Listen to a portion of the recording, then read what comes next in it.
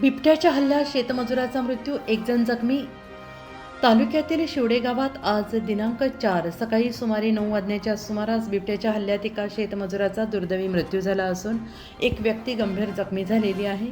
बिबट्या आणि शेतमजुरात झटापट होऊन दोघे कठडा नसलेल्या विहिरीत पडल्याने बिबट्याचाही मृत्यू झाला आहे. आणि या घटनेनं परिसरात हळहळ व्यक्त होत असून दिवसाढवळा झालेल्या हल्ल्यामुळे शेतकऱ्यांमध्ये दहशत पसरलेली आहे. गावालगत असणाऱ्या शिवारात गवतात दडून बसलेल्या बिबट्याने अचानक लक्ष्मण मंगा आगिवले यांच्यावर हल्ला केला. त्यांनी प्रसंगावधान राखत बिबट्याला प्रतिकार केल्याने बिबट्याने तेथून धूम ठोकली. मात्र या हल्ल्यात ते गंभीर जखमी झाले. या घटनेनंतर ग्रामस्थांच्या मदतीने त्यांना तात्काळ पांढुर्ली येथील शासकीय रुग्णालयात उपचारासाठी दाखल करण्यात आले. दरम्यान या घटनेनंतर अवघ्या 300 मीटर अंतरावर असलेल्या गणपत अमृता चव्हाण यांच्या गट नंबर 811 मध्ये मजुरीचे काम करणारे गोरक्ष लक्ष्मण जाधव वय वर्ष 40 यांच्यावरही त्याच बिबट्याने हल्ला केला. बिबट्या आणि जाधव यांच्यात झटापट सुरू असताना दोघेही कठडा नसलेल्या विहिरीत कोसळले आणि या दुर्घटनेत गोरक्ष जाधव यांचा घटनास्थळी मृत्यू झाला. या घटनेची माहिती मिळताच वनविभागाचे अधिकारी कर्मचारी तात्काळ घटनास्थळी दाखल झाले.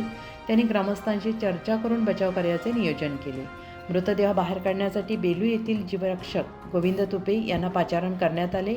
मात्र विहिरीत बिबट्या असल्याने जीवरक्षकांना थेट मृतदेह बाहेर काढणे शक्य नव्हते. त्यामुळे प्रथम विहिरीत पिंजरा सोडून बिबट्याला बाहेर काढण्याचा निर्णय घेण्यात आला.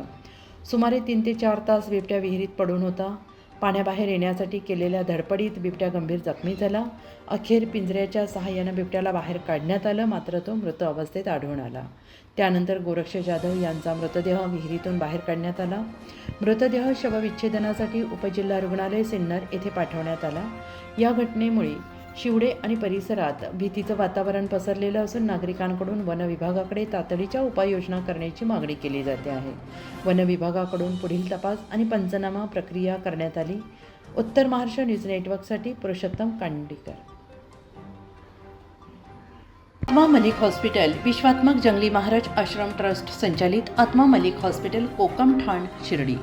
नाशिकचे सुप्रसिद्ध नेफ्रोलॉजिस्ट, किडनी विकार आणि किडनी प्रत्यारोपण तज्ज्ञ doctor Parth Devgaonkar, MD medicine, DNB nephrology, ESE nephrology, European renal association EDTA दर महिन्याच्या 2ऱ्या आणि 4थ्या बुधवारी आपल्या आत्मा मलिक हॉस्पिटलमध्ये उपलब्ध राहतील. तरी कृपया गरजू रुग्णांनी याचा लाभ घ्यावा. किडनी संबंधित विकारांची लक्षणे खालीलप्रमाणे: सकाळी उठल्यावर डोळ्याभोवती सूज येणे, चेहऱ्या किंवा पायावर सूज येणे, रक्तदाब किंवा मधुमेहाचा किडनी विकार, तरुणपणी उच्च रक्तदाब, रक्तातील युरिया क्रिएटिनचे प्रमाण वाढणे, लघवीमध्ये रक्त किंवा प्रोटीन जाणे, लघवी करताना त्रास होणे. शिर्डी कोपरगाव रोड, कोकमठाण कोपरगाव.